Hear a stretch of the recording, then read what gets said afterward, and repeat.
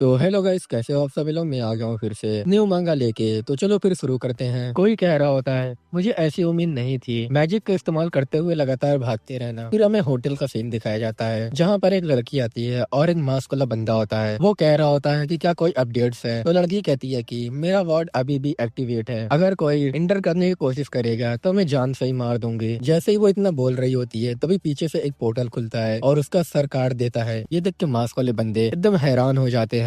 उसमें से एक डरते हुए कहता है कि आखिर यहाँ क्या हो रहा है, क्या किसी ने कुछ किया है। तो दूसरा वाला बंदा कहता है कि मुझे नहीं पता। और हमें दूर से एक बंदे को दिखाया जाता है जहाँ से उसने शूट किया होता है और ये हमें बताता है अपने बारे में। मैं बागी हो गया था और मैंने दुनिया के सबसे पावरफुल मैजिक को अपना दुश्मन बना लिया था, लेकिन मैं जल्दबाजी कर रहा हूँ। शायद मुझे बिल्कुल शुरुआत से शुरू करना चाहिए। और फिर हमें 1 महीने पहले का सीन दिखाया जाता है जहाँ पर एक बंदा आता है और एक बंदे से कह रहा होता है कि गुड आफ्टरनून मिस्टर वेल। और ये बंदा हमारे एमसी होता है और हमारे एमसी कहता है कि सुनो, मुझे नहीं पता कि तुम लोग मुझसे क्या चाहते हो, क्या कोई मुझे समझा सकता है कि आखिरकार क्या चल रहा है यहाँ पर। तो सामने वाला बंदा कहता है कि मैं गिल्ड ऑफ आर्कन रेगुलेशन का एजेंट हूँ, तुमको फिटनेस सेंटर में हुए हमले में सस्पिशियन में हिरासत में लिया जा रहा है। तो हमारा एमसी कहता है कि क्या ये कोई मजाक है। तो सामने वाला बंदा बोलता है कि ये कोई हंसी की बात नहीं है, एक ड्रैगन ब्लड खुला घूम रहा है और तुम घटना प्लेस पर मौजूद एकमात्र होश में रहने वाले पर्सन थे। कैलम वेल्स, मैजिक सच में मौजूद है, चाहे तुमने इसे समझा हो या नहीं। ये बात सुन के हमारा एमसी भी थोड़ा एकदम हैरान होता है और वो बताता है कि तुम एक मेज हो। चलो हम इस बात से शुरू करते हैं कि तुम आज सुबह कहाँ थे। और हमें बताया जाता है कि मैं अपनी मदर के फ्यूनरल में था और किसी रीजन से वहाँ एक पर्सन था जिसके चारों ओर एक अजीब सा ऑरा था। मैंने इसे पहले भी देखा था, ऐसे लोग जिनमें दूसरे वर्ल्ड की प्रेजेंस होती है। ऐसा लगता है जैसे वो बाकी दुनिया के लिए इनविजिबल है, लेकिन मैं नहीं। और हमारे एमसी के सर में दर्द हो रहा होता है और हमें बताया जा रहा होता है कि मैंने आज तक उनमें से केवल कुछ दर्जन ही देखे हैं, लेकिन ये इतना रेयर नहीं है कि मैं इसे केवल इमेजिनेशन खारिज कर दूं। और जब उनमें से एक आपके पड़ोस में जिम का मालिक निकलता है तभी हम देखते हैं कि एक बंदा कहता है कि अरे कैलम, तुमसे काफी समय हो गया है, मुलाकात नहीं हुई है। और उसके पीछे का चेहरा एक ड्रैगन होता है और हमें बताया जाता है कि बस इसे नजरअंदाज करने की पूरी कोशिश करो। अपने बुरे इरादों के बावजूद मिस्टर से एक बुरे आदमी नहीं है। मैं अपना काफी समय उनके जिम में बिताता हूँ। हमारे एमसी से वो ड्रैगन कहता है कि मेरे दोस्त, मेरा एक काम कर दोगे, वहाँ खड़ी लड़की अभी भी आई है, क्या तुम उसकी मदद कर सकते हो। तो हमारा एमसी कहता है कि मुझे इससे कोई दिक्कत नहीं है। और हमारा एमसी हमें बताता है कि मेरी पत्नी के डेथ के बाद सह ने जानबूझकर मुझे हर उस लड़की से मिलवाने की कोशिश की जो मेरे घर आती थी। वो इंसान नहीं है, लेकिन वो हमेशा इतना दयालु रहा है कि मैं ये दिखावा कर सकूं कि मैं इस बात पर ध्यान ही नहीं दिया। मुझे ये बहुत अच्छा लगता है। तो हमारा एमसी उस लड़के के पास आता है और हमारा एमसी उससे कहता है ऑनर ने कहा कि तुमको थोड़ी मदद की जरूरत है। तो वो बोलती है हाँ मेरी मदद कर दो। लेकिन हमारे एमसी को कुछ महसूस होता है और देखता है कि वो लड़की वहीं गिर जाती है बेहोश होके। तभी वहाँ पर कुछ गुंडे भी आ जाते हैं। तो हमारा एमसी भी कहता है कि आखिर यहाँ क्या चल रहा है, ये तो एक बैंक रॉबरी जैसा है। तो सामने वाला बंदा कहता है कि प्लीज डाउन हो जाओ। और हम देखते हैं कि वो लोग गोली चलाने लगते हैं। तो ये बंदा अपनी पावर को अनलीज करता है और वो ड्रैगन जैसे रोर करता है और वहाँ पर आग की गोले भी फेंक देता है जिससे वहाँ पर आग लगने लगती है। तो हमारा एमसी भी ये देख के कह रहा होता है कि आखिर यहाँ क्या चल रहा है। और हमारा एमसी वहाँ बेहोश होने लगता है। तो हमारा एमसी कहता है कि नहीं, मुझे जागते रहना होगा, नहीं मैं बेहोश नहीं हो सकता। तभी उस लड़के की तरफ देखता है और उसको उठा के जाने लगता है। तभी ऊपर की तार कट के हमारे एमसी की बॉडी पे गिरती है जिससे उसको झटके लगने लगता है। तो हमारा एमसी भी कहता है कि मैं उसे यहाँ मरने नहीं दे सकता, मुझे इस बिल्डिंग से बाहर निकलना होगा, मुझे सरवाइव करना है। तभी हम देखते हैं कि हमारा एमसी कैसे पोर्टल का यूज करके बाहर आ जाता है और वो भी चौंक जाता है और कहता है कि मैं बाहर कैसे आ गया, लेकिन ये सब कैसे हुआ। अभी वहाँ पर एक बंदा आता है और कहता है कि तुम क्या कर रहे हो, यहाँ इंतजार करो। और उसके हाथ में ब्लू कलर की ऑरा भी निकल रही होती है और आग एकदम फैल रही होती है। तभी हम देखते हैं कि उस बंदे के सामने भी आग आती है और लेकिन वो बंदा अपनी पावर का यूज करके उस आग को वहीं से हटा देता है। तो ये सब देख के हमारा एमसी भी शॉक होता है और कहता है कि आखिर ये सब दुनिया में क्या चल रहा है। और वो बंदा हमारे एमसी के पास आता है। तो हमारा एमसी उससे पूछता है कि आखिर यहाँ पर क्या चल रहा है। तो वो बंदा कहता है कि तुम्हें क्या सच में नहीं पता। और वो किसी से बात करते हुए कहता है मेरे पास से के फिटनेस सेंटर में ड्रैगन फायर है, एक विक्टिम और एक पीड़ित। ऐसा लगता है कि अपराधी भाग निकले हैं। दूसरी तरफ हमारा एमसी कहता है क्या तुम प्लीज मुझे समझा सकते हो कि अभी यहाँ क्या हुआ है, मुझे ऐसा लग रहा है कि जैसे मैं पागल हो रहा हूँ। तो सामने वाला बंदा कहता है कि हमारी क्लासिफिकेशन क्या है। तो हमारा एमसी उससे कहता है कि अब क्लासिफिकेशन से तुम्हारा मतलब क्या है। देखो अगर तुम मुझे नहीं बताते हो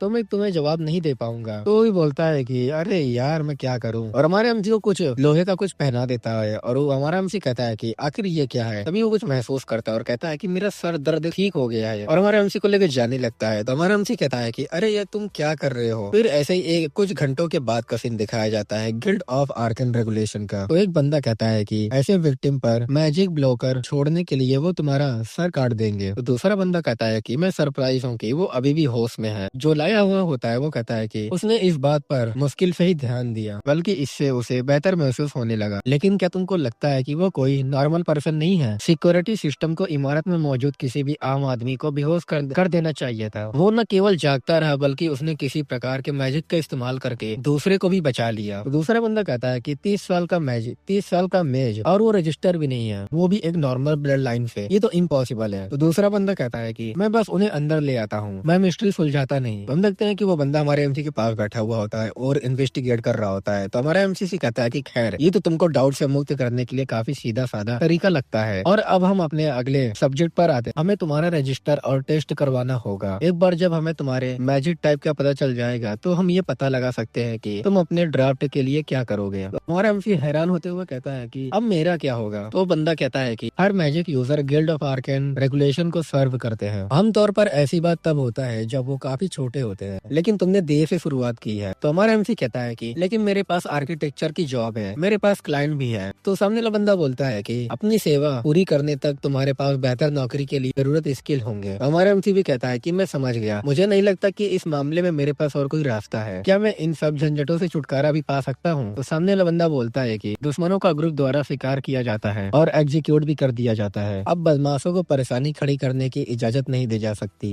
है ना। और ये सब बात के हमारा एमसी थोड़ा हैरान होता है और थोड़ा डरा हुआ होता है। हमारा एमसी अपने मन में कहता है कि मैंडेटरी ट्रेनिंग और एक ड्राफ्ट, ये क्या अत्याचार है। मैं जानता भी नहीं हूँ कि मैं एग्जिस्ट में हूँ, अभी ये मुझे पर कंट्रोल करने का दावा करने आ रहे हैं। गिल्ड चाहता है कि हर कोई उनकी सर्व करे या मर जाए, लेकिन मैं ऐसा किसी भी तरह से नहीं होने दूंगा। सामने वाला बंदा हमारे एमसी से कहता है क्या तुम अपने टेस्ट के लिए रेडी हो मिस्टर वेल? हमारा एमसी भी कहता है इसका सच में क्या मतलब है। अभी हम देखते हैं कि ऊपर से कुछ स्पेल कास्ट हो जाता है और वो बताता है कि ये वर्ड बॉक्स तुमको माना से ओवर सैचुरेट करने वाला है। रिजल्ट हमें तुम्हारा मैजिक टाइप बताएगा। हमारा एमसी भी कहता है कि इसमें कितना समय लगेगा। तो बोलता है कि बस कुछ ही सेकंड में। हमारा एमसी कहता है कि सेकंड, लेकिन मुझे कुछ भी फील नहीं हुआ है। और उसको दर्द होने लगता है और हमारा एमसी चिल्ला के कह रहा होता है कि कुछ तो गलत है, टेस्ट को यहीं रोक दो। तो सामने वाला बंदा कहता है कि बस खत्म ही हो गया मिस्टर वेल। और हमारा एमसी अपने मन में कह रहा होता है कि ये लोग मुझे मारने वाले हैं। अभी हमारा एमसी वहीं बेहोश हो जाता है और उसकी आंखें खुलने लगती है। वो बंदा कहता है कि चलो अच्छा हुआ तुम उड़ गए हो। हमारा एमसी कहता है कि क्या ये नॉर्मल है? तो सामने वाला बंदा कहता है कि नहीं नहीं, ये नॉर्मल तो नहीं है। मुझे ये डाउट है कि ये तुम्हारे जैसे ही उम्र के किसी पर्सन पर टेस्ट करने का रिजल्ट मात्र है। इसके रिगार्डलेस भले ही जब तुम बाहर थे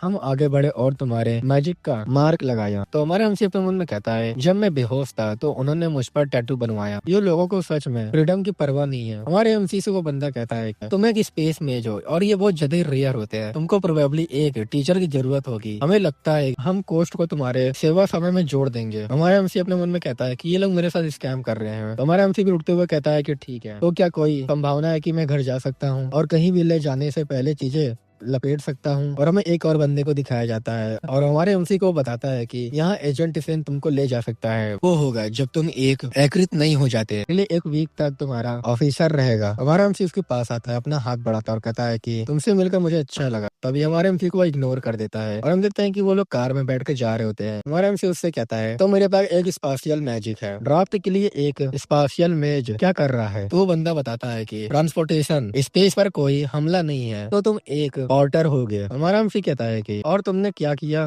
क्या मैं पूछ सकता हूँ? तो बंदा कहता है कि मैं पायरोमेंसर हूँ, उन्होंने मुझे फ्रंट लाइन पर लड़ाई के लिए भेजा, लेकिन मैं थोड़ा एरोमेंसी भी कर सकता हूँ। तो ये सब बात सुन के हमारा एमसी अपने मन में कहता है मुझे डाउट है, वो दिखता है एक बिगड़ल बच्चे की तरह। तो हमारा एमसी उससे पूछता है कि आखिर गिल्ड फाइट क्यों करते हैं? तो बंदा बताता है कि निर्भर करता है कि कुछ लोग अर्थ पर इविल मैजिक की तलाश करते हैं। अगर 6 पोर्टल दुनिया की अगली फ्रंट लाइन में है तो हमारा एमसी कहता है कि पोर्टल वर्ल्ड, और वो बताता है कि हाँ तुम यहाँ पर न्यू हो, वो डेमी प्लान है, वो अर्थ और अर्थ के बीच मौजूद है मल्टीवर्स। वो प्लेनेट को माना की तरह सप्लाई करते हैं, इसलिए गैर उनकी रक्षा करता है। हर सुपर नेचुरल वर्ल्ड मौजूद प्रकार से मेल खाता है। वेम्पायर, शिफ्टर, फिर ड्रैगन ब्लड और बहुत सारे ऐसे मॉन्स्टर्स हैं और 6 इम्पिटी हैं। हमारा एमसी अपने मन में कहता है कि मैं उसे एक सेकंड के लिए भी खरीद नहीं सकता। फिर हम देखते हैं कि हमारा एमसी अपने घर आ जाता है, हमारे एमसी को कुछ देता है और हमारा एमसी से वो कहता है कि तुम इस पर अपने प्राइमर देखो, मैं तुम्हें ले जाऊंगा ईस्टर्न की ओर वापस हेडक्वार्टर्स में। कर तो तुम अच्छे से कल तैयार रहना। फिर हमें बताया जाता है ये मैजिक एनर्जी की तरह दिखता है। इसे दो कैटेगरी में बांटा गया है, माना और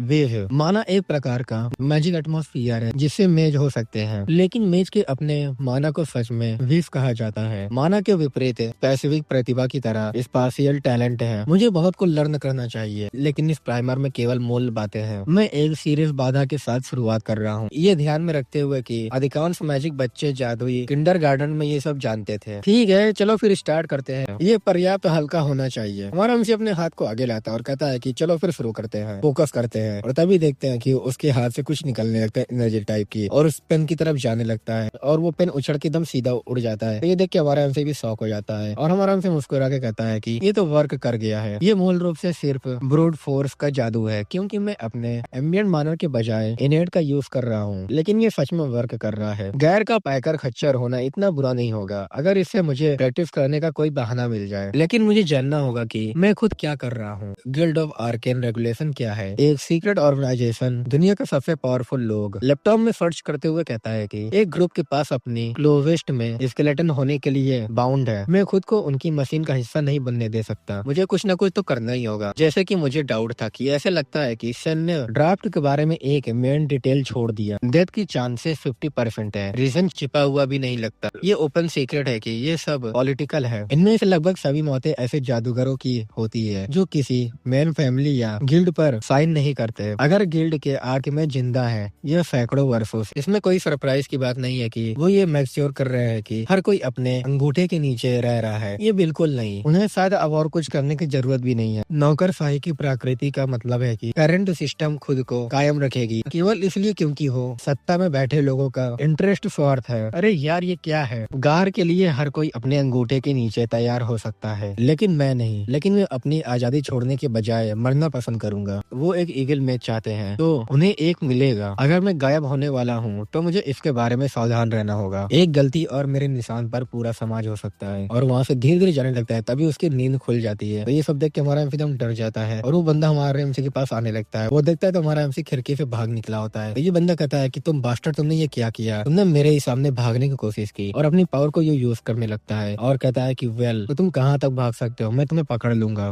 फिर हमारा एमसी स्ट्रीट पे आ जाता है और भाग रहा होता है और कह रहा होता है मुझे यहाँ से भागना होगा भी तुरंत के तुरंत। मुझे एजेंट सैन पर कुछ मिनट का समय मिला है, लेकिन कौन जानता है कि वो कितना तेज है। मैं बहुत मुश्किल से जानता हूँ कि मैजिक कैसे काम करता है। मुझे ये मानना होगा कि उसके पास किसी प्रकार की मोबिलिटी स्पेल है। उसने कहा कि वो कोई पायरोमेंसर और एरोमेंसर था। है सबसे खराब सिचुएशन में वो किसी प्रकार के सुपर जेट की तरह उड़ सकता है। और हम देखते हैं कि वो उड़ के हमारे एमसी को ढूंढने के लिए निकल जाता है और हमारा एमसी भाग रहा होता है और अपने मन में कह रहा होता है कि डैम इट, अगर यही सिचुएशन है तो मैं किसी भी तरह से उससे आगे नहीं निकल सकता। और दूसरी तरफ हमें सन को दिखाया जाता है, वो जहाँ ढूंढने के लिए हमारे एमसी को निकल जाता है और गुस्साते हुए कह रहा होता है वो इडियट, बेहतर होगा कि उसके पास भागने का कोई अच्छा बहाना हो। उसने तो बस गार को दुश्मन बना दिया है। एक इविल मेज के रूप में गिल्ड के कुछ सबसे स्ट्रॉन्ग और सबसे खतरनाक एजेंटों द्वारा उसका शिकार किया जाएगा। लोग मुझसे भी ज्यादा स्ट्रॉन्ग हैं। और वो स्ट्रीट पे आ जाता है और कह रहा होता है शायद मुझे इसे अंदर बुला लेना चाहिए। अगर वो सच में दलील देने की कोशिश कर रहा है तो एजेंट जानना चाहेगा। और अपने मन में कहता है कि नहीं, मेरे पास प्रोटेक्ट रखने के लिए एक इमेज है। मैं उन्हें ये नहीं बता सकता कि मैंने उसे भागने दिया। अब ये सब कुछ मुझे ही करना होगा। और हमारे एमसी को ढूंढने के लिए निकल जाता है और हमारे एमसी के बगल से निकलता है और हमारे एमसी एकदम हैरान होता है। और वो बंदा कहता है कि आखिर में मैंने तुम्हें ढूंढ ही लिया है। तो हमारा एमसी भी डरते हुए कहता है कि जैसे मैंने सोचा था तो बहुत ज्यादा ही फास्ट है। और फिर से हमारा एमसी वहाँ से भागने लगता है। तो हमारे एमसी से कहता है कि तुम मुझसे नहीं भाग सकते कैलम, तुम तो बस एक बेकार हो जो दरारों से फिसल गया है। और वो सन को नहीं देख पा रहे होते हैं। तो लोग कहते हैं कि हवा सच में यहाँ तेजी से चलने लगी है। तो एक बंदा कहता है कि क्या यहाँ पर बवंडर आ रहा है क्या? और हमारा एमसी भागते हुए कहता है कि लोग उन्हें नहीं देख पा रहे हैं। वो उनके चेहरे से केवल 1 इंच की दूरी पर है, लेकिन वो उसके मैजिक से अंधे हैं। और हमारा एमसी भाग रहा होता है और उसका वो पीछा कर रहा होता है। तो हमारा एमसी अपने मन में कहता है कि मैंने सोचा कि अगर मैं भीड़ भाड़ वाली जगह पर रुकूंगा तो मैं सन की जादू का यूज करने की क्षमता को लिमिटेड कर सकता हूँ। ऐसा लगता है कि मुझे और कोई रास्ता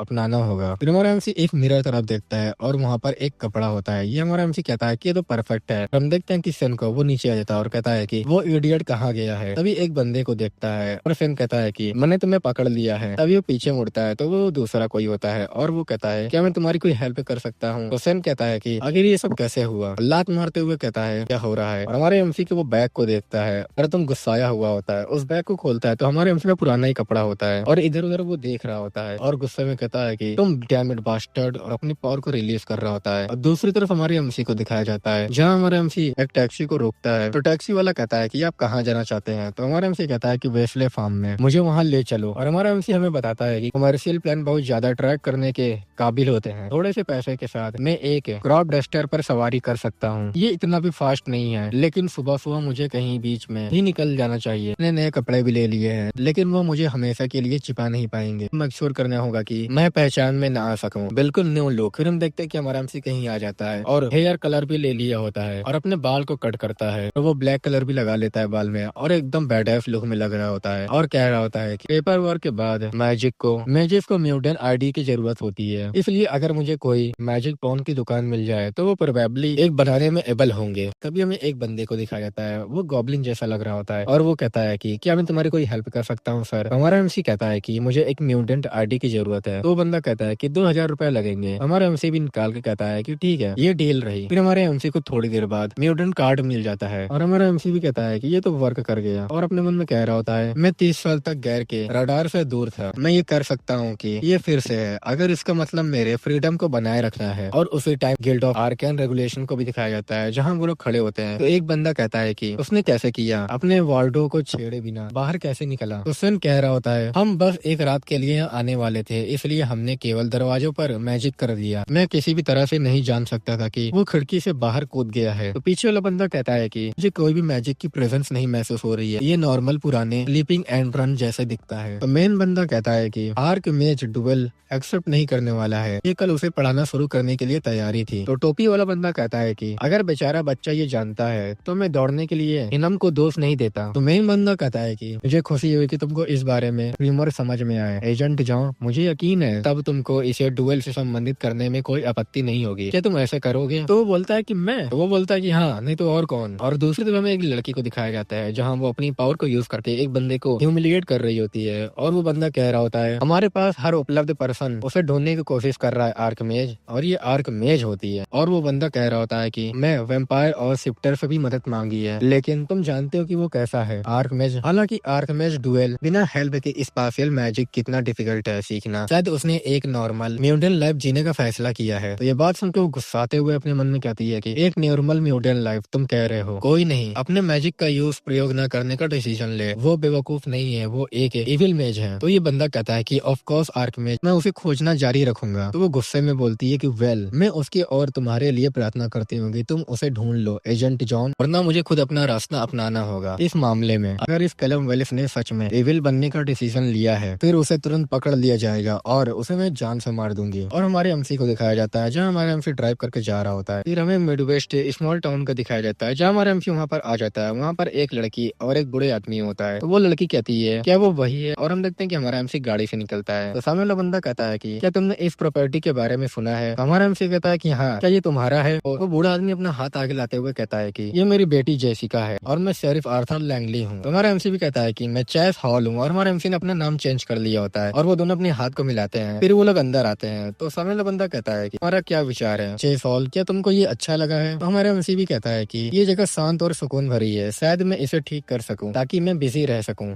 तो जेसिका कहती है कि तुम रिटायरमेंट होने के लिए काफी यंग हो। तो हमारा एमसी भी कहता है कि मैं रिटायर नहीं हूँ, मैं हेल्थ के रीजन से कुछ समय के लिए बाहर घूम रहा हूँ। तो जेसिका कहती है कि काफी समय से इस प्रॉपर्टी को बेचने की कोशिश कर रही हूँ, इस तरफ ज्यादा खरीदार नहीं है। तो हमारा एमसी भी कहता है कि ये मेरे लिए और भी अच्छा है। फिर हमें अगले दिन का सीन दिखाया जाता है जहाँ हमारा एमसी अपने मन में कहता है कि घर के रेंट पे करने के बाद मेरे पास लगभग 2 साल तक चलने लायक पैसे बचे हैं, लेकिन मैं इस बारे में चिंता करने का जोखिम नहीं उठा सकता। मेरा बस यही गोल है कि मैजिक के बारे में जितना हो सके उतना सीख लूं। अगर मैंने इस चीजों में महारत हासिल नहीं की तो गैर के अचानक हमला करने में बस कुछ ही समय बाकी है। तभी ग्रंथों में ये लिखा है कि स्पेस मैजिक पोर्टल और बेसिक स्पेल तक ही सीमित है। मुझे इस बात पर बिल्कुल भी ट्रस्ट नहीं होता। आर्क में डुअल नाम के किसी पर्सन के माध्यम से गुजरे बिना स्पेस के बारे में सही मायने में सीखना इम्पॉसिबल सा लगता है। ये फैक्ट है कि वो एकमात्र मोनोलिथिक है। ये दर्शाता है कि गैर कितना एकाकी है। मैंने पहली बार गलती से पोर्टल बनाया था। बेसिकली इच्छा शक्ति का एक ही कार्य है। चलो देखते हैं कि क्या मैं इसे जानबूझकर बना सकता हूँ। फिर हमारा एमसी पोर्टल बनाने का कोशिश करता है और वो एक पोर्टल बना भी लेता है और कहता है कि ठीक है अब चलो इसे देखते हैं कि, और उसमें इंटर करने के लिए चला जाता है और जैसे इंटर करता है तो फिर उसके बाहर भी आ जाता है और कहता है कि बहुत बढ़िया ये काम कर गया है, और वो थोड़ी देर तक ही टेलीपोर्ट हो पाता है और अपने मन में कहता है दूरी थोड़ी लिमिटेड है लेकिन पहले कोशिश के लिए बुरा नहीं है, मैं सरप्राइज हूँ कि मैं और क्या कर सकता हूँ। और फिर हमें अगले दिन का सीन दिखाया जाता है जहाँ हमारा एमसी नहा रहा होता है और शैम्पू भी खत्म हो जाता है। अपने मैजिक का यूज करके उस शैम्पू को अपने पास ले जाता है और कहता है कि चलो फिर चलते हैं। फिर अगले दिन का और सीन दिखाया जाता है जहाँ हमारा एमसी प्रैक्टिस कर रहा होता है और कहता है सृष्टि का सर्कल बनाना उन पहली चीजों में से एक है जो एक मैजिक बच्चा सीखता है, और अपने हाथ में एक छोटा सा गोला बना लेता है और कह रहा होता है कि स्पेस बॉल में शायद कोई भी अटैक क्षमता ना हो, लेकिन अगर मैं कहूँ कि ये अब भी कूल नहीं है तो मैं झूठ बोलूंगा। अभी प्रैक्टिस से ये पता चलता है कि टेलीकिनेसिस केवल फोर्स मैजेस का ही अधिकार एरिया है जो मैं नहीं हूँ। गोले को आगे कर देता है और हमें बताया जाता है कि टेलीकिनेसिस ग्रेविटी किनेसिस, लेकिन मैं नॉर्मल ग्रेविटी का यूज कर सकता हूँ क्योंकि ये स्पेस में एक विकृत है, और अगर मैं किसी चीज को भारी बना दूं तो मैं इसका एक सस्ता रास्ता तैयार कर सकता हूँ।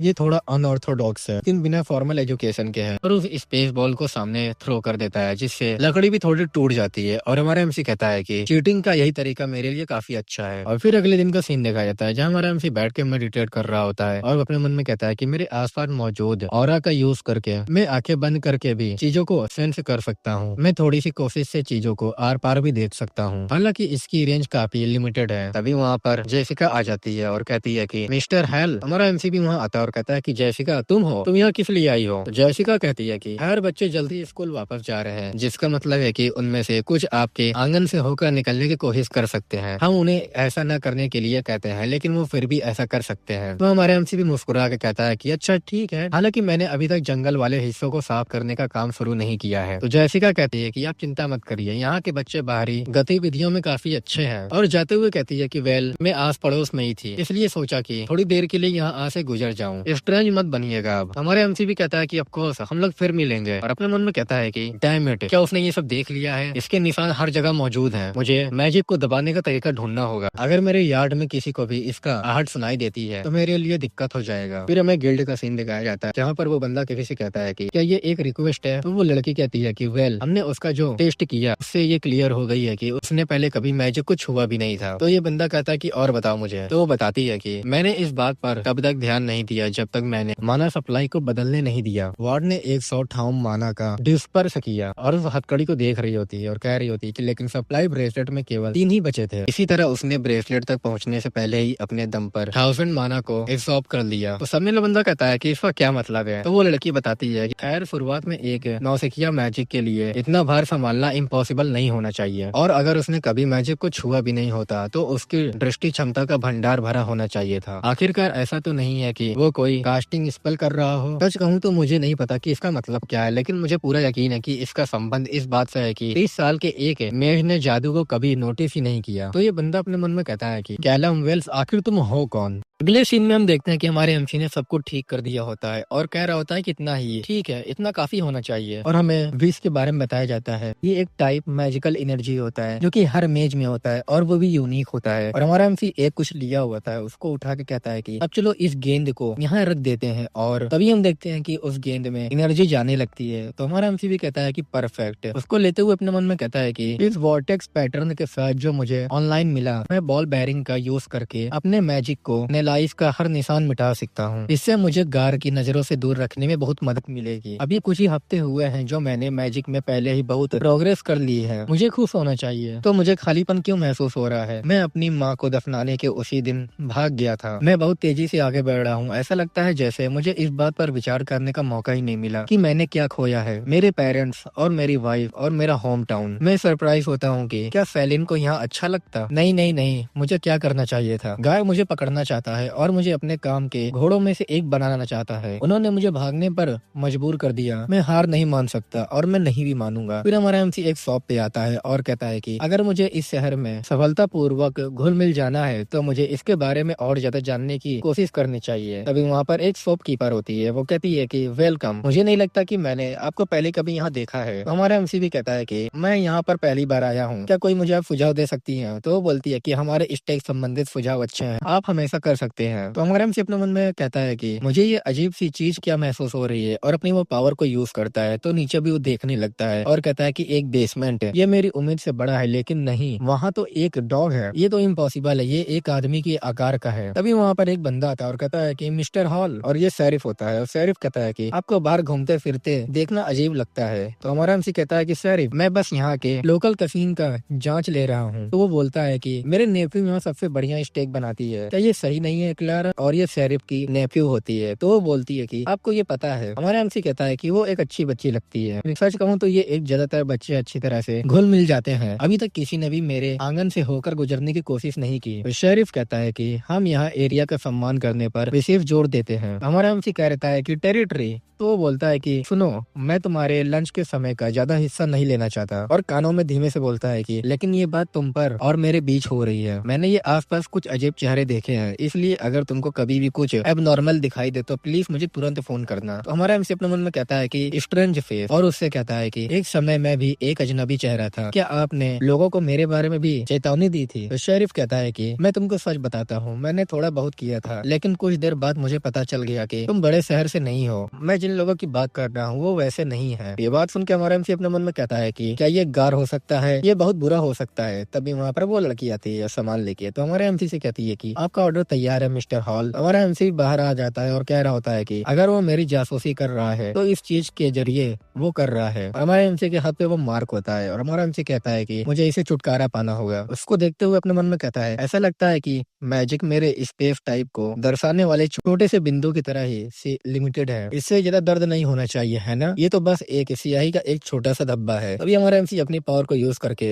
उसमें इंजेक्ट करने लगता है, तभी उसको दर्द भी होता है और फाइनली वो निकल जाता है और एक छोटा सा गोले जैसा आकार ले लेता है। तो हमारा एमसी अपने मन में कहता है कि बाकी का टैटू भी आखिरकार हटवाना ही पड़ेगा, लेकिन फिलहाल ठीक है। और जो थोड़ा सा निकाला होता है उसको फेंक देता है जलाने के लिए। फिर हमें अगले दिन का सीन दिखाया जाता है जहाँ हमारा एमसी कह रहा होता है कि अगर ये छोटे छोटे साइफन जो मैंने बनाए हैं अगर इसे रोक सकते हैं तो मैं सरप्राइज हूँ कि वो इसे वितरित भी कर सकते हैं। छोटे पोर्टल और टूल्स बनाना काफी आसान है, लेकिन एक्सपेंडिचर पर होने वाला खर्च मात्रा के साथ बढ़ता है। किसी पर्सन से बहुत बड़ी किसी भी चीज को करने की कोशिश में पूरी तरह से थक जाता हूँ। ये आपके फोन के लिए पोर्टल बैटरी की तरह है, किसी सिचुएशन में मैं खुद को जिम्मेदार ठहराने में एबल होऊंगा। जैसे अगर मुझे कभी अचानक भागने की जरूरत पड़ जाए तभी हमारे एमसी के गेट पे नॉक होता है। तो हमारा एमसी अपने मन में कहता है कि यहाँ पर तो कोई है, क्या मुझे इसका जवाब देना चाहिए? अगर ये गार होगा तो क्या होगा? तभी अपने पावर का यूज करता है तो वहाँ बाहर शेरिफ होता है और हमारा एमसी गेट खोल के कहता है कि शेरिफ गुड आफ्टरनून, आप यहाँ किस लिए आए हैं? तो शेरिफ कहता है कि अचानक आने के लिए मुझे माफ करना, लेकिन मुझे डर है कि मुझे तुमसे कुछ सवाल पूछने होंगे। तो हमारा एमसी कहता है कि क्या मैंने कुछ गलत किया है? तो शेरिफ कहता है कि मिस्टर हॉल, कल रात करीब 3 बजे आप कहाँ थे? फिर हमें 3 बजे रात का सीन दिखाया जाता है। हमारा एमसी लेटा हुआ होता है और कहता है कि मुझे काफी समय से इस बात का शक था, टेरिटरी को लेकर हर तरफ चर्चा हो रही है और उस कुत्ते को देखकर इससे मूल रूप से ये क्लियर होती है कि कैंगलिंग फैमिली बदलने वाले लोग हैं। लेकिन कैफे में शेरिफ मुझे क्या बताने की कोशिश कर रहा था? क्या वो मुझे डराने की कोशिश कर रहा था या फिर यही उनका हेल्प करने का तरीका था? दोनों ही सिचुएशन में ऐसा लगता है कि मुझे कुछ समय के लिए चिप जाना चाहिए। तभी हमारे एमसी को कुछ आवाज आता है और अपनी पावर को यूज करके देखने लगता है और कहता है कि ये हलचल हो रही है, एक एनिमल लगता है और उड़ जाता है और कहता है कि मेरे लिए ठीक से देखने के लिए ये बहुत दूर है और उड़ के बाहर आ जाता है और देखता है तो वहाँ कोई नहीं होता है और कहता है कि शायद मेरी ये कल्पना थी। और तभी हवा चलने लगती है और हमारे एमसी को भी ठंड लगने लगती है और फिर हमें प्रेजेंट का सीन दिखाया जाता है जहाँ हमारा शेरिफ से कहता है कि कल रात 3 बजे कहाँ था? तो शेरिफ कहता है कि अब गुस्सा मत करो, मुझे ये सवाल पूछना ही होगा। तो हमारा एमसी कहता है कि यार मैं सो रहा था, क्या कुछ हुआ है? तो शेरिफ कहता है कि और तुम्हारे पास इसका कोई सबूत नहीं है, शायद एक होम सीक्रेट सिस्टम है। तो हमारा एमसी भी उससे कहता है कि क्या मुझे लॉयर की जरूरत पड़ेगी? तो शेरिफ कहता है कि नहीं नहीं, आप सच में सस्पिशियन नहीं है, अच्छा होगा अगर आपका नाम सूची से हटा दिया जाए। हमारा एमसी कहता है कि मेरे पास सिक्योरिटी सिस्टम तो है लेकिन उसमें केवल दरवाजे की रिकॉर्डिंग होती है, कैमरे की नहीं। और अपने मन में कहता है कि अगर मेरे पास कैमरे होते भी तो भी मैं उन्हें ये बात बताने जोखिम नहीं उठा सकता था। अपने घर के पिछवाड़े में कितनी बार मैजिक का प्रैक्टिस करता हूँ, उसे देखते हुए तो बिल्कुल नहीं। तो शेरिफ कहता है कि दरअसल गली में एक मर्डर हुई है। तो हमारा एमसी भी शौक होता है और कहता है कि मर्डर? तो उसके बगल वाला बंदा कहता है कि किसी ने बूढ़े आरडी के घर में घुस के उन्हें मार डाला, मुझे नहीं लगता कि तुमने कुछ देखा होगा। हमारा एमसी कहता है कि नहीं, मैंने कुछ नहीं किया है और अपने मन में कहता है कि वो आवाज मैं गार और शिफ्टर पर इतना ध्यान कर रहा था। मैंने तो कभी सोचा भी नहीं था कि वहाँ कोई असली अपराधी हो सकता है। तो शेरिफ कहता है कि क्या तुम कुछ सोच सकते हो कि मिस्टर हॉल? हमारा एमसी कहता है कि कल रात किसी चीज ने मुझे जगा दिया। मुझे लगा कि यहाँ कोई बड़ा जानवर है, लेकिन मुझे बस इतना ही पता है। तो बगल वाला कहता है कि एक जानवर? तो शेरिफ कहता है कि हाँ, शुक्रिया तुम्हारा, इससे आपको मदद मिल सकती है। अगर कोई बात सामने आती है तो हम आपसे संपर्क करेंगे। जाते हुए बगल में बंदा वाला कहता है कि शेरिफ क्या आप इसे खरीदते हैं? तो शेरिफ कहता है कि वो जाहिर तौर पर हमें कुछ नहीं बता रहा है, लेकिन वो लड़का मर्डरर नहीं है। सच कहें तो हम दोनों जानते हैं कि ये किसने किया है। मुझे बस ये उम्मीद थी कि ये सच ना हो। यहाँ हालत बहुत खराब होने वाले हैं। तभी वो किसी के पास आता है और गुस्से में कहता है कि मेरे शहर में तुम हत्या क्यों करोगे? ये विनट पैक का इलाका है, तुम्हारा नहीं। और सामने हमें एक बंदे को दिखाया था जहाँ वो वेम्पायर लग रहा होता है। वो कहता है कि मुझे बिल्कुल भी समझ नहीं आ रहा है कि तुम किस बारे में बात कर रहे हो मिस्टर लैंगिंग। अगर तुम्हारे किसी प्यारे से पालतू जानवर के साथ कोई दुर्घटना हो जाती है तो ये तुम्हारी जिम्मेदारी है। तो शेरिफ गुस्से में कहता है कि मर्डर एक पिशाच ने की थी। तो सामने वाला बंदा बोलता है कि उन्होंने इसे किसी और चीज जैसा दिखाने की कोशिश की, लेकिन मैं तुम्हारे जैसे बेकार को एक मील दूर से ही पहचान सकता हूँ। वेम्पायर वाला बंदा कहता है कि मुझे समझ नहीं आ रहा है कि ये मेरी प्रॉब्लम क्यों है। तुमको जिन भी आवारा जानवरों को बेवकूफ तरीकों से यहाँ रहने दिया है उनके लिए मैं जिम्मेदार नहीं हूँ, अनलेस जब तक तुम यहाँ डाउट नहीं दे रहे हो कि ये मेरे पिशाचों में से एक है। ऐसे में ये एक सीरियस आरोप है। तो सैफ गुस्साते हुए कहता है कि तुम्हारे आने से पहले हमारे यहाँ वेम्पायर नहीं थे। मुझे पता है कि ये सब तुम्हारा ही काम था और मैं इसके लिए जवाब भी दे रहा हूँ। वेम्पायर कहता है कि मैं देखना चाहूंगा कि आप कोशिश करके देख सकते हैं। अगर विनट पैक हमें चुनौती देना चाहते हैं तो मैं मेक श्योर करता हूँ मैं आपका ये एक्सेप्ट करूंगा। तो वो एकदम गुस्सा आ जाता है शेरिफ और कहता है कि बहुत जल्दी मरोगे। तभी वो अपनी पावर को रिलीज करते हुए कहता है कि मिस्टर लैंग सावधान रहे। तो शेरिफ जाते हुए कहता है कि इसे मेरी नजरों से दूर करो। फिर हमें अगले सीन में देखते हैं कि वहाँ पर जेसिका भी बैठी हुई होती है और शेरिफ कह रहा होता है कि उन्होंने कस्बे में एक आम आदमी को मार डाला। वो ऐसा करते रहेंगे क्योंकि हमारे पास उन्हें रोकने के लिए पर्याप्त संख्या नहीं है। मैं उनके लीडर से संपर्क भी नहीं कर पाया, बस एक मामूली सा घटिया वेम्पायर। यार मैं उस घोंसले को विनट से बाहर निकालकर वापस नहीं भेजना चाहता हूँ जहाँ से वो आए थे। अगर मैं थोड़ा और छोटा होता। अभी कॉल पे रिंग होने लगती है और कोई कहता है कि क्या तुम्हारा गुस्सा शांत हो गया है? तो बोलता है कि हाँ अल्फा चेस्टर। सामने वाला कहता है कि सबूत के बिना गार वेम्पायर का साथ देगा। मैं तुम्हें वुल्फ पैक के 2 मेंबर भेजूंगा, लेकिन अगर कोई चुनौती उत्पन्न होती है तो वो आधिकारिक तौर पर मदद नहीं कर सकते। मुझे डाउट है कि ये महज किसी बड़े घोंसले से कहीं ज्यादा सीरियस मामला है। तो शेरिफ कहता है कि लेकिन विनट क्यों? यहाँ तो कुछ भी नहीं है। तो सामने वाला बंदा कहता है कि ये सिर्फ विनट की बात नहीं है, कम से कम 5 अदर शहरों में भी इस तरह की प्रॉब्लम देखने को मिल रही है। अगर लोग आकर अपनी मन मर्जी ही करते हैं तो गार की नियमों का क्या मतलब है? मैं तुम्हारी फ्रस्ट्रेशन को समझ सकता हूँ। अगर तुम उन्हें रंगे हाथ पकड़ लेते हो तो हम उन्हें डिस्ट्रॉय कर सकते हैं। तो केयरफुल रहना। सवाल ये नहीं है कि वेम्पायर दोबारा हत्या करेंगे या नहीं, सवाल ये है कि वो बच्चा कौन है। फिर हमारा एमसी कहीं आ जाता है और कहता है कि मुझे सावधान रहना चाहिए और कुछ देखते हुए कहता है कि मेरे पास अभी भी बहुत सारे पैसे बचे हैं, लेकिन मुझे कुछ इमरजेंसी के बचा के रखने की जरूरत है। इन सभी असासिन और हेरा फेरी के मामलों के साथ मुझे थोड़ी घबराहट हो रही है। मुझे शायद विनट को पूरी तरह से छोड़ना ही पड़ेगा। मैंने घर में जितना पैसा लगाया है उसे देखते हुए ये सबसे खराब सिचुएशन होनी चाहिए। मुझे उम्मीद थी कि मैं मैजिक चीजों को बनाकर और उन्हें बेचकर कुछ पैसा बना लूंगा। मुझे उम्मीद थी कि मैं, लेकिन वो इस बात पर कड़ी पाबंदियां लगाते हैं कि कौन मैज फॉरम का इस्तेमाल कर सकता है। बॉल बेयरिंग का जादू कुछ घंटों के बाद वैसे भी खत्म हो जाता है। अगर मैं अपनी पहचान छिपा कर रखना चाहता हूँ तो खाता बनाना कोई रास्ता नहीं है। कम से कम घर के कुछ ढालों या किसी और चीज से स्ट्रॉन्ग करना अच्छा होता है। मेरे मन में एक ऐसी दीवार बनाने का विचार आया तो जो गोलियों को मोड़ सके।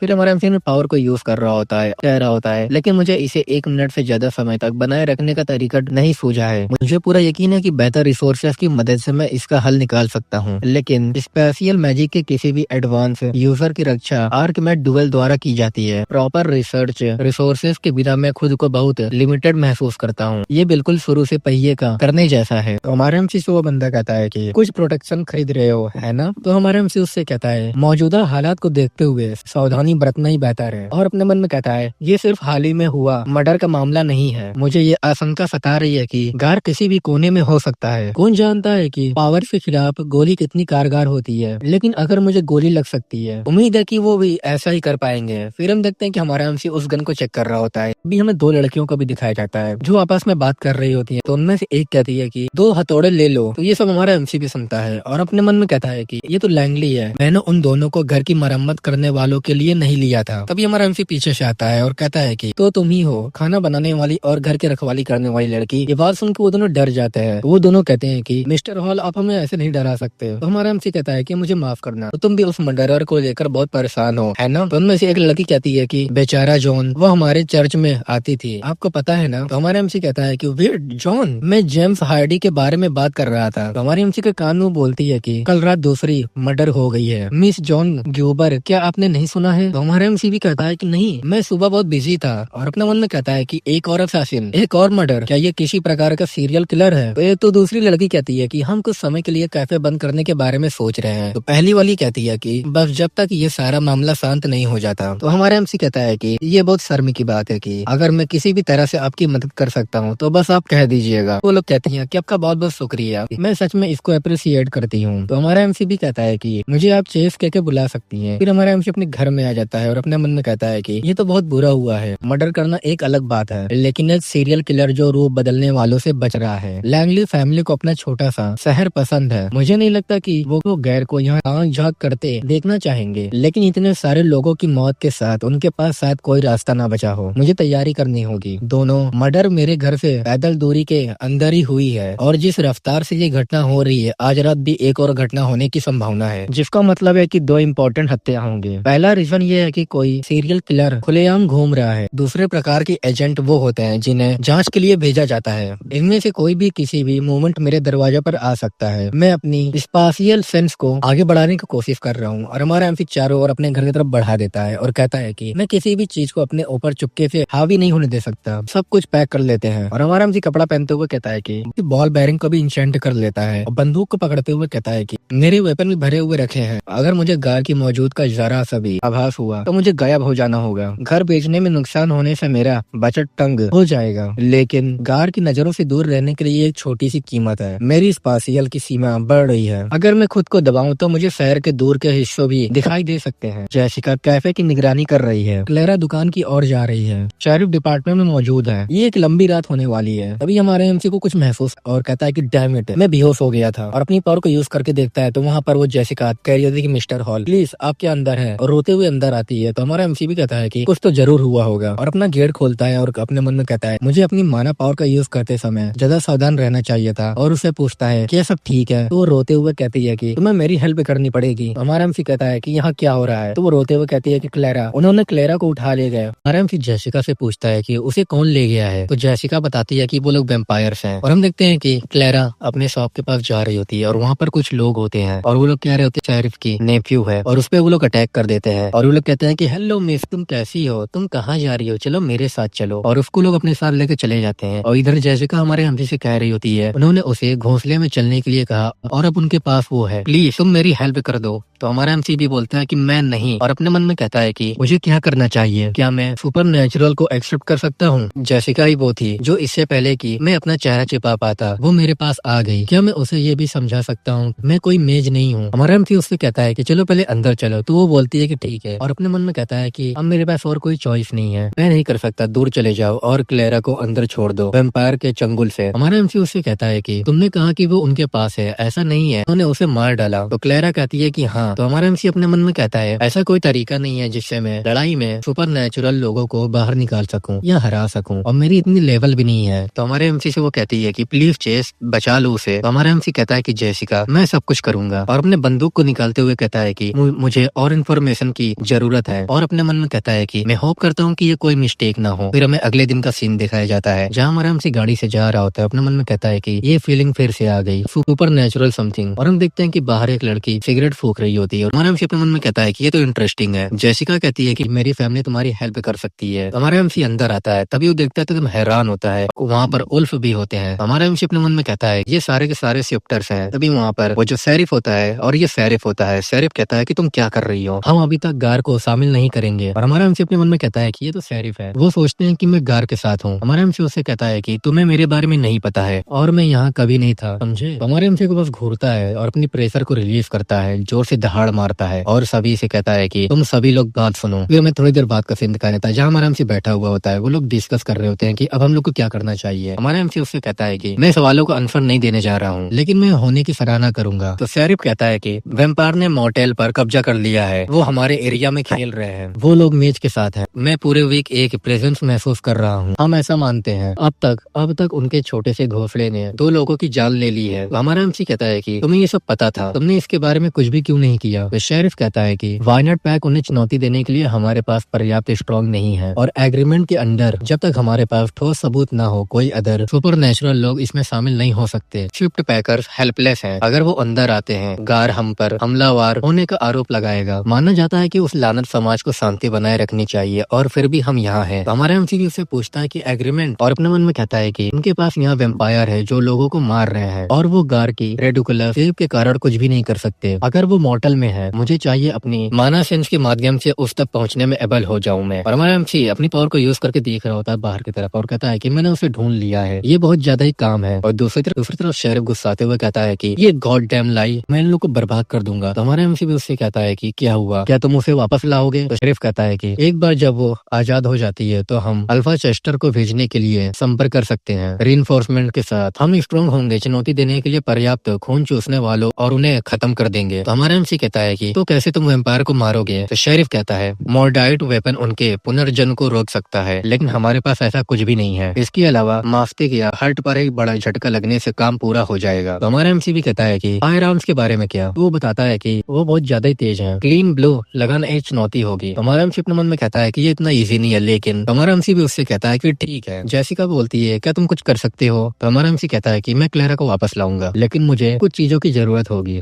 हमारे एमसी को शेरिफ ने एक कमरे में लेके आया हुआ होता है। तो हमारा एमसी कहता है कि ये तो एक होल्डिंग सेल है। तो शेरिफ बताता है कि मुझे माफ करना, लेकिन हमारे पास साउंड प्रूफ कमरे के सबसे करीब यही एक कमरा है। तुमने जिन तकियों का ऑर्डर दिया था वो भी यहाँ पहुँच चुके हैं। सुनो, मुझे नहीं पता कि तुम क्या प्लानिंग बना रहे हो, लेकिन यह समय बहुत इंपॉर्टेंट है। हमारा एमसी उसको चेक करते हुए कहता है कि समझ गया, ये सब 10 मिनट के अंदर समाप्त हो जाएगा। तो शेरिफ बाहर जाते हुए कहता है कि मैं तुम्हें 5 मिनट देता हूँ। तो ये बात सुन के हमारा एमसी अपने मन में कहता है कि मैंने खुद को यहाँ फंसा लिया है, लेकिन क्यों। अगर मैं यहाँ फेल होता हूँ तो मेरे पीछे सिर्फ गार ही नहीं पड़ेगा, बल्कि मैं वेम्पायर को भी नाराज कर दूंगा और रूप बदलने वालों को निराश कर दूंगा। मुझे भी इस बात का कोई अंदाजा नहीं है कि वो जादूगर क्या क्या कर सकता है, लेकिन मैंने उसे देखा था। क्लेरा चैन में बंधी हुई और अकेली है, मैं चुपचाप खड़ा नहीं रह सकता और कुछ नहीं कर सकता। और फिर हमें उन लोगों को भी दिखाया जाता है जहाँ क्लेरा पड़ी होती है और एक वेम्पायर उस लड़की से कहता है कि गियर शिफ्टर बेहद शांत है, मुझे उम्मीद थी कि वो अब तक कार्रवाई कर चुके होंगे, क्या कोई अपडेट्स है। तो वो लड़की कहती है कि मेरा वार्ड अभी भी एक्टिवेट है, अगर कोई मॉडल में घुसने की कोशिश करेगा तो मुझे पता चल जाएगा। तभी एक पीछे से पोर्टल खुलता है और उसका सर भी उड़ जाता है और वो लड़की में मर जाती है। वेम्पायर शॉक हो जाते हैं और कहते हैं कि ये क्या बकवास है, क्या यहाँ पर शिफ्टर्स हैं, लेकिन आखिर कैसे हो सकता है। और हमें दूसरी तरफ हमारे एमसी को दिखाया जाता है जहाँ अपनी पावर का यूज करके एक पोर्टल बनाता है, उस पोर्टल में गोली मारता है जिससे वो वहीं मर जाते हैं। और हमें बताया जाता है पोर्टल टेलीपोर्टेशन माना सेंस, इन टेक्निकों का कोई ना कोई यूज जरूर होगा जिस पर गार्ड ने विचार नहीं किया होगा। उनका मानना है कि स्पाशियल मैच में कोई गुण नहीं होते, लेकिन ऐसा बिल्कुल भी सच नहीं है। मुझे अभी प्रोटेक्ट करने में एबल होना चाहिए। अगर मैं पोर्टल का इस्तेमाल अदर वेपन के साथ मिलाकर कर सकूं तो क्या होगा, जैसे मेरे सामने चाकू फेंकना और उसका 100 फीट दूर जाकर गिरना, या इससे भी बेहतर एक शॉर्ट गन। अब अगली बारी वेम्पायर की है और हम देखते हैं कि हमारा एमसी उस पोर्टल में ही अपना शॉर्ट गन घुसेड़ दिया होता है और वो लोग कह रहे होते हैं कि अलर्ट हो जाओ। और तभी वहाँ पर एक और पोर्टल खुलता है और वहाँ पर वो लोग मरने लगते हैं। हमारा एमसी अपने मन में कहता है कि ठीक है, और लोगों के आने से पहले मेरे पास कुछ सेकंड है, मुझे क्लेरा को वहाँ से टेलीपोर्ट करके निकालना होगा। दूर से ऐसा करना मुश्किल होगा, लेकिन मेरी स्पाशियल समझ के हिसाब से ये पॉसिबल होना चाहिए। और हमें दिखाया जाता है कि क्लेरा के पास पोर्टल बनाने लगता है और हमारा एमसी कहता है कि केयरफुली मुझे करना होगा, इस पर पकड़ बनाना मुश्किल है, इसकी स्लिपरी बहुत कम है, लेकिन फिर भी ये बहुत फिसलन भरी है। तभी हम देखते हैं कि वो पोर्टल बना लेता है और अपने पास उसको लेके आ जाता है। और हमारा एमसी कहता है कि थैंक गॉड ये तो वर्क कर गया, लंबी दूरी टेलीपोर्टेशन का कॉन्सेप्ट मेरे लिए भी कुछ नया है। और हमें उन लोगों को भी दिखाया जाता है। तभी वहाँ एक बंदा अंदर आता है और कहता है यहाँ पर क्या चल रहा है। तभी उसके पास भी एक पोर्टल खुलता है और वो भी वहीं मारा जाता है। और हमें बताया जाता है मुझे अभी से थकान महसूस होने लगी है, लेकिन मुझे आगे बढ़ते रहना होगा। और वहाँ पर और वेम्पायर्स आने लगते हैं। वो लोग कहते हैं कि हम पर हमला हो रहा है, पूरे इलाकों की तलाश करो। और हमें बताया जाता है कि जब तक वो भ्रमित रहेंगे उनकी गति मायने नहीं रखेगी। और हमें दिखाया जाता है कि हमारा एमसी बहुत थका हुआ होता है और कहता है यहाँ से कोई भी चिंता नहीं निकल पाएगा, और एक एक करके मारने लगता है और कहता है कि भले ही मुझे अपनी सारी पावर का इस्तेमाल करना पड़े। और एक बंदा एकदम डर के मारे बैठा हुआ होता है और उसके पीछे भी पोर्टल खुलता है, वो अभी मारा जाता है। और हम देखते हैं कि उस रूम के बाहर का जहाँ हमारा एमसी अंदर होता है वहाँ पर वो लोग खड़े होते हैं। तभी हमारा एमसी गेट खोल देता है तो जेसिका कहती है कि चेस, तो हमारा एमसी कहता है कि ये सब खत्म हो चुका है, वो अंदर है। और जेसिका उसके पास आती है और कहती है कि क्लैरा, क्या तुम ठीक हो? क्लैरा बोलती है कि यहाँ क्या हो रहा है। हमारे एमसी से वो पूछता है कि 45 सेकंड, यहाँ 45 second, how is this possible? Vampire का क्या हुआ? हमारा एमसी भी बोलता है सभी के सभी मारे गए, तुमको जल्दी से मोटल में भेजना होगा। तो वो बोलता है कि मोटल, लेकिन मुझे तुम में कोई भी मैजिक सेंट नहीं आ रही है। और हम देखते हैं कि जो मैजिक सेंट होता है हमारे एमसी के जो गले में होता है उसमें सब चला जाता है। और वो कहता है कि ये सब कैसे है? तो हमारा एमसी कहता है कि तुमको तुरंत कार्रवाई करनी चाहिए शेरिफ, इससे पहले कि ये पूरा इलाका जलकर राख हो जाए। और हमारा एमसी जाते हुए अपने मन में कहता है कि मैं वेम्पायर से काफी सारा सामान लूटने में कामयाब रहा, मुझे घर जाकर सब कुछ सुलझाना होगा। तभी वहाँ पर जेसिका आती है और कहती है कि प्लीज रुक जाओ। हमारा एमसी कहता है कि क्या तुम्हें क्लैरा के साथ नहीं होना चाहिए? तो वो बोलती है कि मेरी तुमको सिर्फ शुक्रिया ही कहने की इच्छा है। हमारा एमसी कहता है कि इसे कोई प्रॉब्लम नहीं है, लेकिन हम तभी देखते हैं कि हमारा एमसी को किस कर लेती है। हमारा एमसी भी शर्मा जाता है तो वो जाते हुए कहती है कि मुझे वापस जाना चाहिए, क्लैरा को मेरी हेल्प की जरूरत है। हमारा एमसी भी मुस्कुरा के कहता है कि ठीक है हम लोग फिर मिलते हैं। हमें शेरिफ लोग का सीन दिखाया जाता है जहाँ पर वो कॉल पे बात कर रहा होता है। वो कहता है कि अल्फा चेस्टर, मैंने वेम्पायर से जुड़े जिस मामले की रिपोर्ट की थी उसके बारे में मामला सुलझ गया है। तो सामने वाला बंदा कहता है कि तुमने क्या किया? तो वो बताता है कि कुछ भी नहीं, सच में मैं कसम खाकर कह सकता हूँ कि ग्रुप का कोई भी मेंबर इसमें शामिल नहीं था। तो सामने वाला बंदा बताता है कि मुझे बताओ क्या हुआ आर्थर? तो वो बताता है कि एक पर्सन ने हेल्प करने की ऑफर दिया था, उन्होंने हमें कोई भी सवाल न पूछने के लिए कहा। सच कहूँ तो मुझे डाउट है कि हम उसका असली नाम भी जानते हैं या नहीं। तो सामने वाला बंदा कहता है कि और रूप बदलने वाला या एक मेज। तो शेरिफ कहता है कि मुझे लगा कि मैंने उसके बॉडी पर एक मैजिक का टैटू देखा है। तो सामने वाला कहता है कि शायद वो फे हो, लेकिन वो इस तरह का पर्सन नहीं लगता था। दूसरे वेम्पायर खुश नहीं होंगे आर्थर, लेकिन अगर तुमको उतना ही कम पता है जितना तुम कहते हो तो वो कुछ नहीं कर सकते। तो शेरिफ कहता है कि चाहे कुछ भी हो जाए अल्फा, हमें उसके लिए शुक्रिया अदा करना चाहिए। तो सामने वाला कहता है कि हाँ, लेकिन हम सच में किसको शुक्रिया अदा करें? उस पर नजर रखना, तो अगर वो मेज है तो उस पर भरोसा नहीं किया जा सकता। फिर हमारा एमसी अपने घर आ जाता है और नहा रहा होता है और अपने मन में कहता है कि मैं आधे घंटे से नहा रहा हूँ, मुझे अब भी इतना गंदा क्यों फील हो रहा है? मैंने उन लोगों को मार डाला, हाँ वो वेम्पायर थे, लेकिन फिर भी वो इतना आसान क्यों था? मैंने अभी भी मैजिक सीखना शुरू किया है और फिर भी मैं डेमन को पूरे घोंसले को डिस्ट्रॉय कर दिया। अगर मैं किसी तरह का खलनायक होता तो दुनिया में कोई भी इंसान मुझे रोक नहीं पाता। हो सकता है कि गार का इस तरह की चीजों पर प्रतिबंध लगाना सही हो। नहीं, अगर गार का चलता तो क्लैरा आज भी एक मॉडल के कमरे में जंजीरों से बंधी होती। इससे बेहतर रास्ता होना चाहिए, मॉडल में लगी आग से मेरी इन्वॉल्वमेंट के सभी सबूत मिट जाने चाहिए। लेकिन लैंगली को जो कुछ हुआ है उसे बताने से कोई नहीं रोक सकता। मुझे उन रूप बदलने वालों के साथ उस तहखाने में कभी नहीं जाना चाहिए था। अगर मैं ज्यादा समझदार होता मैं जेसिका के अलावा किसी को भी बताए बिना सब कुछ खुद ही कर सकता था। मुझे उम्मीद थी मैं वाइनेट में कुछ समय के लिए रुक सकूंगा, लेकिन शायद अब मेरे लिए आगे बढ़ने का समय आ गया है। फिर हम देखते हैं कि शेरिफ को वो कहीं आया हुआ होता है और कहता है कि क्या वो लोग वहाँ हैं? तो सामने वाला बंदा बोलता है कि वो लोग तुम्हारे बेसमेंट में इंतजार कर रहे हैं। तो वो बोलता है कि प्लीज मुझे बताओ कि उन्होंने कोई वेम्पायर तो नहीं भेजा है? तो वो बोलता है कि उसमें किसी मेज और फिर जैसी स्मेल आ रही थी। फिर हम देखते हैं कि वो बेसमेंट में आ जाता है और कहता है कि एजेंट। तभी हमें दो लोग को भी दिखाया जाता है। पीले वाला बंदा कहता है कि अल्फा लैंगली, तुम कैसे हो? मेरा नाम एजेंट रेड डेनफोर्ट है और ये मेरी पार्टनर है एजेंट फिलिशिया ब्लैक। शेरिफ भी बोलता है कि विनेट में तुम्हारा वेलकम है, मुझे उम्मीद है कि तुम लोग इस सबको सुलझाने में मेरी हेल्प कर सकते हो। डेनफोर्ट कहता है कि मोटल में सफाई का काम कैसा चल रहा है? शेरिफ कहता है कि जब मैं वहाँ से निकला तब भी आपके लोग खुदाई कर रहे थे, लेकिन हमने आपके लिए 100 तैयार रखे हैं जो वेम्पायर मरे हुए होते हैं। डेनफोर्ट चेक करते हुए कहता है कि ये तो इंटरेस्टिंग है, हर घाव कामो बेस एक जैसा है। तो शेरिफ कहता है कि मुझे लगता है आप इस बात से सहमत होंगे कि ये कोई नॉर्मल काम नहीं है। सच कहें तो हमें समझ नहीं आ रहा है कि इसका क्या मतलब निकाले। तो डेनफोर्ड बोलता है मुझे यकीन है कि हमें पता चल जाएगा। एजेंट ब्लैक, अगर आप माइंड ना करें तो आप इसे चेक करें। तो वो आती है और चेक करने लगती है और अपनी पावर का यूज करके कुछ तो करने लगती है और कहती है ये सो रहा था, मैंने कुछ भी देखा या सुना नहीं। इस एक पर्सन ने गोलियों की आवाज सुनी, लेकिन प्रक्रिया करने से पहले उसकी मौत हो गई। तो डेनफोर्ड कहता है किसी न किसी ने तो कुछ न कुछ तो देखा ही होगा। तो बोलती है कि ये सब बस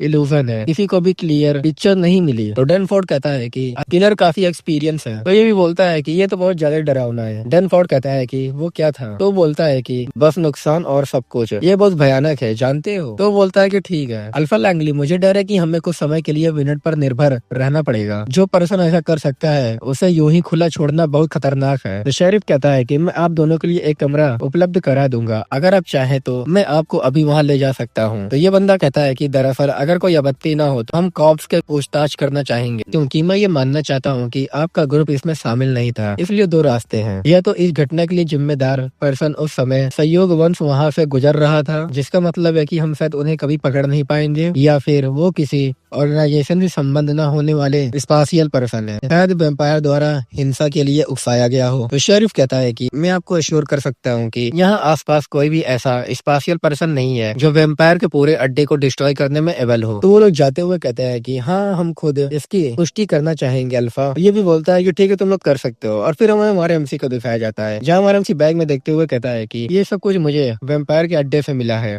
गन, कैश और कुछ कंप्यूटर हार्ड ड्राइव। गन को चेक करते हुए कहता है कि जहाँ तक मैं बता सकता हूँ ये बंदूक काफी नॉर्मल दिखती है, उनमें कुछ भी मैजिक नहीं है। दूसरी और गोला बारूद की बात करें तो सिल्वराइट, मोर्डाइट और कोराइट। फोरम पर चर्चा हो रही है कि इस तरह की चीजों का इस्तेमाल क्रमशन आकार बदलने वाले जीमो, वेम्पायर और फेक के खिलाफ किया जाता है, ये बहुत काम में आएगा। और तभी वो कुछ देख के कहता है कि अरे ये क्या है। तो क्राइमिड स्लेट है, ये चीजें जरूर किसी मेज की रही होंगी, मुझे बाद में इसका पता लगाना होगा। और सबसे बेहतरीन चीज आखिर के लिए बचा कर रखी है, 1 लाख पैसा। कौन जाने सोने के छड़ों में कितना पैसा होगा। ये क्लियर है कि इस घर में मैंने जो पैसा लगाया है उसने मेरे रास्तों को काफी हद तक लिमिटेड कर दिया है, इसलिए सबसे पहले मुझे इसका अधिकांश हिस्सा इमरजेंसी के लिए अलग रख देना चाहिए। लेकिन सबसे खराब सिचुएशन में इतने पैसों से तो मुझे कहीं और बसने में हेल्प मिलना चाहिए। इसके अलावा मुझे अपनी मैजिक रिसोर्स को फिर से भरना होगा। हार्डवेयर स्टोर से मिलने वाला नॉर्मल सामान इन टेक्निकों के लिए पर्याप्त नहीं है, लेकिन मुझे पक्का पता है कि उस मेज ने उन्हें विनेट में मिलने वाली किसी स्थानीय दुकान से नहीं खरीदा था। मुझे कुछ खास